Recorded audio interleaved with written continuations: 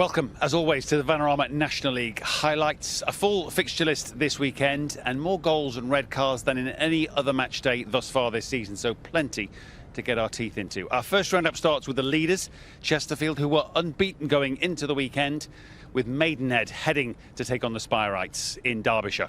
Richard Newman picks up the story. Chesterfield have looked virtually unstoppable so far this season, so Maidenhead's away form, 4 games, 4 defeats, no goals scored, was set up to go one way. Maidenhead threw away the script. Kobe Arthur put the visitors ahead shortly before half-time. And they continued that form right from the off in the second. Ashley Nathaniel George had already gone close before he doubled Maidenhead's lead. Chesterfield needed something special to avoid a first defeat of the season. Tyrone Williams twice went close, his first effort hitting the post, the second cleared by Will de Havilland. They did pull the goal back in stoppage time. Finally, it was Williams who got it, just a consolation. And Chesterfield's run as the league's last unbeaten side is over. We've had good results against Chesterfield, so it works the plan we work with, and we've got a couple of goals as well, which is nice away from home. Especially after last week, we were so disappointed last week. I was, and the players was, and I let them know it last week. And I can't fault them today, though. For, all of them, the subs that come on, all done great, and we deserve to win. Chesterfield's defeat opened a door for Wrexham to go top at Oldham, where David Unsworth was taking charge of his first home game, and his side took the lead 26 minutes in, made by the persistence of former Wrexham striker Mike Fondop, who stole the ball in the centre circle before finishing. Wrexham pushed and pushed for an equaliser, and with 5 minutes to go they got it. Ben Tozer thumping the ball into the back of the net from close range. And deep into stoppage time, they got the break they needed. Oldham couldn't clear, and Mitchell Roberts mistimed his challenge on Luke Young.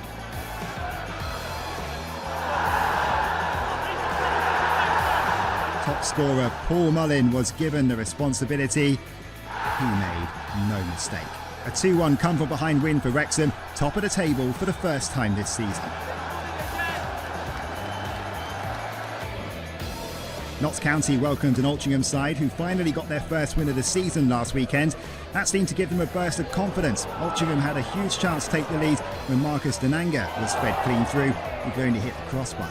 Shortly before half-time, Notts County went ahead. Kedwin Scott's effort was saved by Oliver Byrne, and Paulie Langstaff was there to tuck away the rebound. His 13th goal of the season was followed by a 14th moments later. Scott's ball over the top released Toby Adebayo Rowling, who crossed for Langstaff, who couldn't miss. Altrincham were right back in it 2 minutes into the second half. Denanga making up for his earlier miss by finishing a cross from Ryan Colclough. But on the hour mark, the prolific Langstaff completed his hat-trick. Or so it looks. The striker's header looping towards goal. Did Adam Chickson get the final touch? 3-1 was the way it stayed. It was 6th meets 5th as Solihull Moors hosted Bromley, who went into the match on the back of successive wins. And all that confidence showed in the opener. Callum Reynolds' hooked effort found George Alexander, whose audacious overhead kick was perfectly timed. Up from the back, Reynolds caused problems again in the second half. It was his header which found Jude Arthurs, his first goal since January. Solihull's chances of getting back into the match were hampered when Kyle Storer was shown a second yellow card for a foul on Reynolds with around 15 minutes to go. 7 minutes of stoppage time were added. Solihull made best use of them. Neil Ardley's side gave themselves hope when Josh Kelly curled in a brilliant shot from distance. And with 95 minutes on the clock, they got what had seemed an unlikely equaliser. Bromley made a mess of clearing a corner, and Alex Reid headed in to earn a point. Aaron McLean and Scott Doe are with me to review not just that impressive comeback from Solihull, but the last unbeaten run, and that of Chesterfield, comes to an end with the win of Maidenhead. Yeah, and I think Maidenhead, listen, they're a team that they've played Chesterfield last season and beat them. So they would have gone into this game full of confidence, knowing that if they turn up and bring their A game, they can be, they can compete with the big teams and beat them. We didn't see much of them last week at home against Gateshead, but much better today. First Kobe Arthur, and then, as we'll see, Ashley Nathaniel George, do we? Yeah, obviously 2 great goals, and like Aaron just said, it gave them confidence that they've beat Chesterfield before, and a team that are unbeaten to go and get a win at Chesterfield is a fantastic result. Wrexham behind for much of the game at Oldham, under, of course, now David Unsworth, but kept going. Ben Tozer, and then, unbelievably, Paul Mullin with a 96th minute pen. But you're just never surprised. You know, with this Wrexham team, you're just never surprised when it gets late in the game and they're behind. You always feel like they're going to come back and win the game. And you always know that if Paul Mullin gets an opportunity, he's going to tuck it away. Makes it 9 goals for the season now, 26 last season. You just can't bet against him, can you? 9 for him, and we thought 15 for Macaulay Langstaff. But we now gather he's given one of, we thought, a hat-trick up today to Chickson at the far post, the third of his supposed 3. I mean, why would you do that as a striker? Do you know, I don't know, and I know Aaron will be angry when he talks in a minute about it. It doesn't make sense. You know, I know he started on. It's free.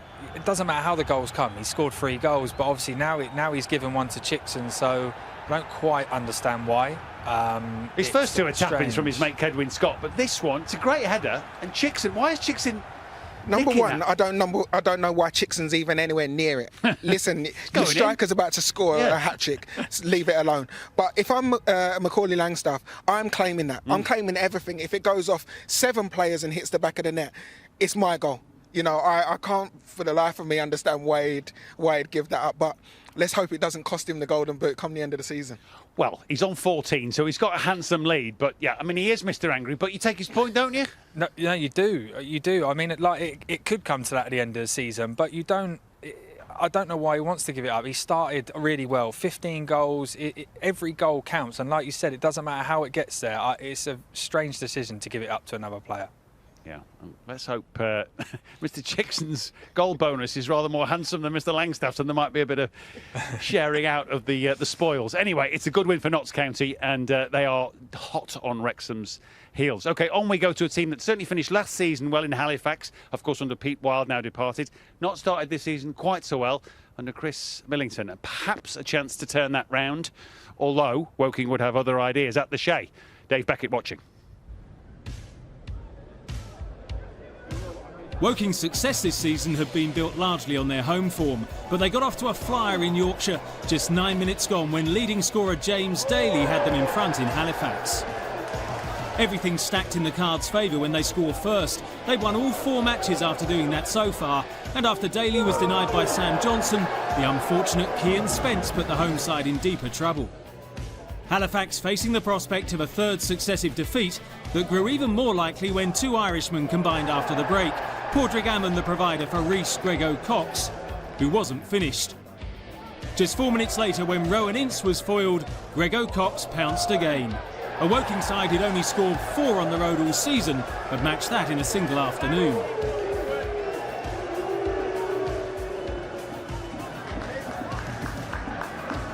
Woking's win was a blow to Wildstone's bid to break back into the top 7, which started badly when Ini Effiong's good work helped Frank Vincent get off the mark for Aldershot.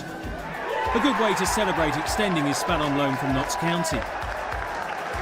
Stone's boss Stuart Maynard maintains the team still ahead of where it should be despite the recent downturn in results. And Rhys Brown's form is certainly cause for optimism. Midway through the second half, he levelled the scores and just 10 minutes later put Wildstone on track for their first victory since the back end of August. The former Shots players scored more than half his club's total goals this campaign. Brown's 7th of the season inflicted Aldershot's 8th defeat, the most in the division.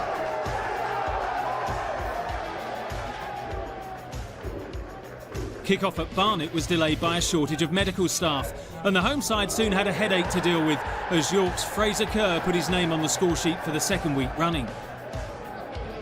Corners proved fruitful for a City side that started 9th, looking to stretch their 1-point advantage over the Bees, who thought they'd dealt with that set piece before the lurking Alex Hurst conjured up a fine first goal for the Minster men. Already in need of a bit of care and attention, insult was added to injury for Barnet in first half stoppage time. Danny Collins involved in some ill-advised wrestling when he was already on a booking. The defender was sent off for the first time ever, arriving back in the dressing room shortly before his Barnet teammates, who now faced a bleak prognosis for the rest of the match. No end to their pain in the second half. Lionel John Lewis enjoys his away days more than most and tucked in Ryan Fallowfield's pass to continue a remarkable run. Every goal Lionel Lewis has scored so far this campaign has come on the road, and a terrific header lifted that figure to 6 in the last 5 trips. Barnet's 10 men were definitely in desperate need of a lie-down by the finish. Sam Sanders wrapped up York's biggest margin of victory away for more than 5 years, 2 minutes into time added on. Terrific win for York, one of the surprise packages this season, as are Wealdstone. But Halifax, what's going on at Halifax? It's doom and gloom there at the moment, isn't it? You know, you look at last season and how well they were performing. This season has been a total contrast to that. You know, they're shipping goals left, right and centre. They're struggling to score goals. And, yeah, it's dark times at the moment. Let's give credit to Woking, because that's a terrific win on the road, and they can be a real handful, Darren Sarle's side, a physical force. But Chris Millington could, I guess, have gone to Barrow with Pete Wilde, chose to have a go at becoming number one, and that will be a period of adapting. But, boy, it's tough. It is, and what's worrying is some of the goals that they're conceding as well are really sloppy, and you can see there the players have just got their heads down. He needs to somehow turn it around. He made that decision, so he needs to help them. You know, they're rock bottom. They've only won 2 games all season, so it's not looking good for them at the moment, but they need to turn it around. Yes, indeed. Not great days at the Shea. OK, a short break, after which we'll turn our attention to the action here at Meadow Park. Boreham Wood have been pretty good, not as good as normal at home. Would Maidstone cause an upset here at the Wood? Highlight to that one next.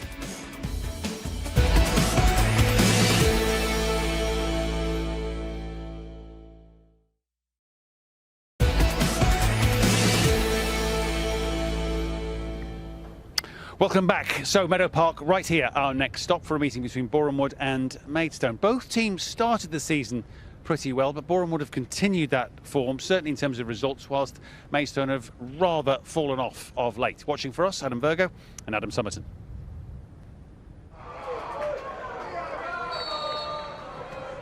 So Brunt and Lewis, the players there for Boreham Wood. Evans and Stevens both up. Brunt sends it in there. It's a good header. Looks like it was just about off the line. Really good corner, this. It was a great corner, wasn't it? It was Evans that used his strength there on Fowler. Hoyt won it in the air. Good little spell this for Maidstone. Stevens with the header. Payne was there for the Wood. What a great clearance that by Williams. Galvin. Booty. Deacon. Deacon goes on and drives the shot in, and deflected and in. Well, again, there's lacking a tiny bit of quality. You just look at Rory Deacon now, the positivity, and to use the step over and go and attack that Boreham Wood defence.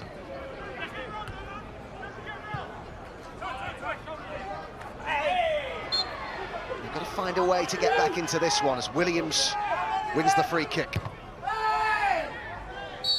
Deacon got in the way of that. He's going to be shown a yellow card as well here. Rory Deacon, the referee, Daniel Middleton are judging that he prevented that being taken.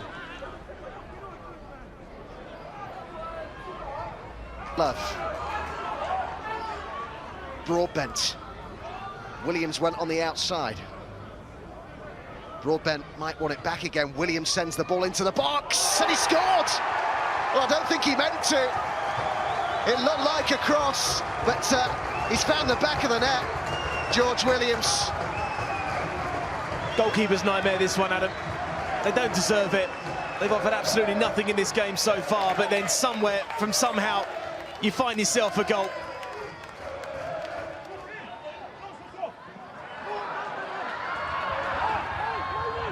Newton.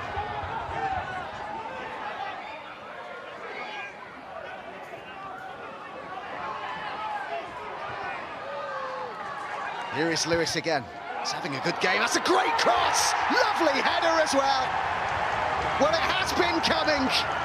And it's George Broadbent who takes the chance in the end. His first goal for the club. Took it really well. But well done to Denon Lewis.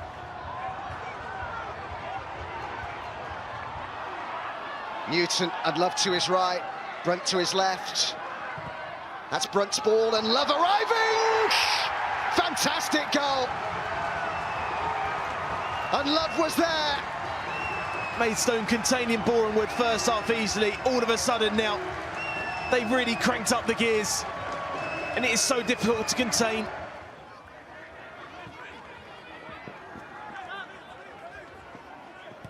Newton.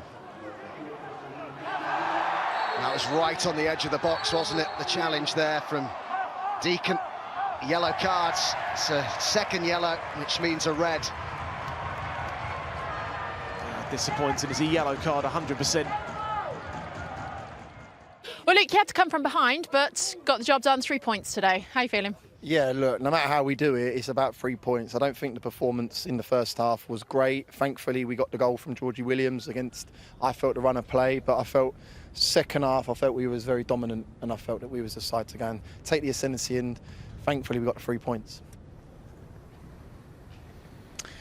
Yeah, I think if not a game of two halves, Dowie, a game of two parts. Maidstone actually probably started the better, and Boreham Wood got better as the game went on. Yeah, I think so. Maidstone started well, but I just think Boreham Wood looked like they had the more gears to go up, and obviously that's what they did second half. They were just better on the ball, better in the final third, and simply put in two very good crosses. Yeah, well, you might argue goals. Three, although this one is a cross that turns out better than expected. Yeah, well, any cross that ends up in the back of the net is a good cross. So, you know, this is probably the pick of the bunch, but they get a touch of fortune. You know, Williams just looks to put a ball into the far post, into Unlove, but, you know, mishits it. Luckily for him, it finds its way into the far top corner and gets them back on level terms. Yeah, and then they did look better balanced and better balls into the box in the second half, Dowie. Yeah, I think that probably took it out of Maidstone, that goal as well, because like I said, I don't think Boreham Wood deserved it, but then two great crosses, two great goals, two good finishes, and that was it at the end of the day. They just showed they were just better in the second half, Boreham Wood, and upped it, and Maidstone couldn't cope. Yeah, and they have got a nice habit, I guess you'd say, Boreham Wood, of finding ways to win games. That might be a reason why they're up there all season. Yeah, well, they're finding ways to find good players as well. Yeah. You know, Broadbent and Brunt there, you know, who delivers that one for Unlove. Yep. You know, good young players, both brought in from Sheffield United, both adding that little bit of quality that you need to be able to compete at the top of the table in this division. Boreham Wood, pretty impressive in the end. A good 3-1 win over Maidstone. On we go with 4 more games to round up, starting with a mammoth 600-mile round trip for Eastleigh to Gateshead. Michael Kern was watching on.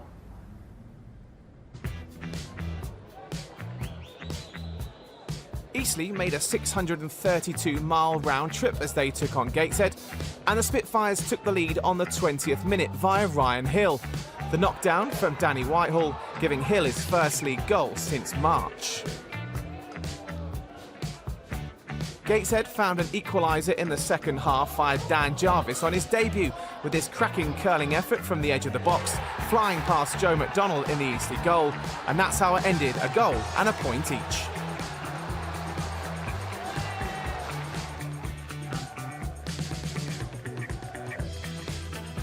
Dorking and Dagenham went head-to-head for the very first time, and it was Dorking who would score the first goal. Ryan Seeger threading the ball through to James McShane, who scored his 9th of the season.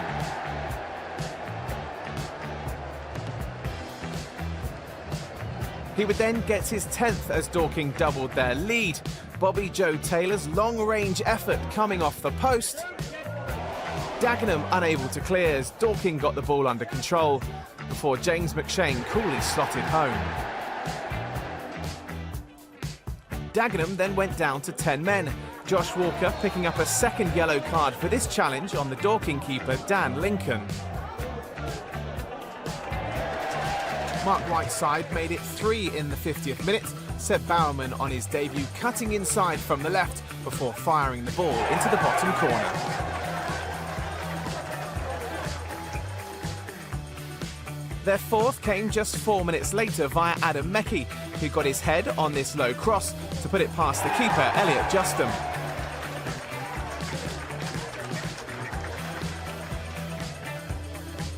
Ryan Seeger would then add a goal to his earlier assist with the 5th, heading in from close range.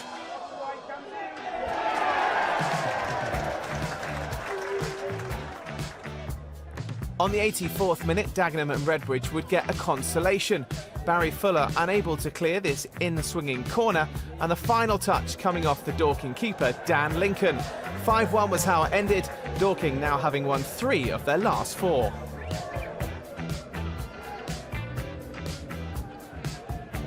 Yeovil went into this one looking for their first win in their last 6, and on the 17th minute they went down to 10 men. Jimmy Traore and Casper Lapata involved in an off-the-ball incident. After discussion between the referee and the linesman, Traore was shown a straight red card.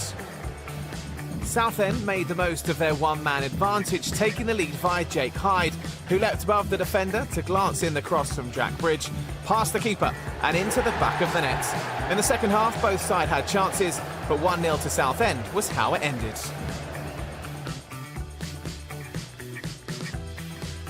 Torquay opened the scoring within 5 minutes versus Scunthorpe.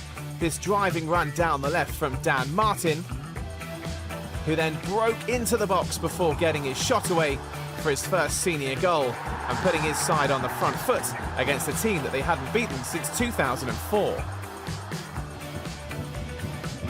Just after the break, Scunthorpe levelled things via the birthday boy, Alfie Beeston. Scunthorpe working the ball well on the break. Rob Apter's deflected shot, then finding Beeston, who volleyed home from 12 yards out. His first goal since August 2021, and his goal securing a point for the Iron. One apiece, but back to our goal correspondent for James McShane. We expect perhaps now from Langstaff, we expect from Mullin for sure, but James McShane at Dorking, 10 in 11. Brilliant. You know, to make the step up again, you know, like Langstaff, made the step up from the division below. 10 goals now, 10 out of the 22 that Dorking have scored this season. They needed someone to step up and be the main man. He has been that man so far. Good strikers or poor defenders?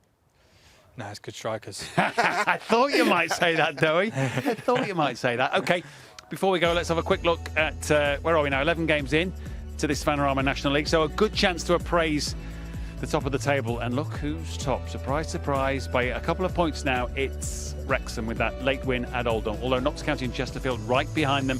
And then just a couple of points further back, Boreham Wood. And then Bromley, Solihull and Woking make up the top 7 at this early stage. Impressive from Wealdstone and York, though, among others, with the promoted sides. And then that bottom 4 at the moment, Scunthorpe and Torquay with the 1-1 draw down in Devon, and then Altrincham and Halifax, both of whom will hope to do an awful lot better after good showings last season. And, of course, as always, we are not done. We will be at Victoria Road next weekend. An early start, a midday start for a 12:30 kickoff between an under-fire Daryl McMahon and Dagenham and Redbridge, and Kevin Mayer and Southend, who certainly will be feeling a bit better about life after the 1-0 win against poor old Chris Hargreaves and 10-man Yeovil. We would say that, but hopefully it'll get better for Chris. Certainly got better for Kevin on this occasion. My thanks, as always, to Messrs McLean and Doe. And thank you, as always, for your company. We'll see you next time for more highlights from the National League.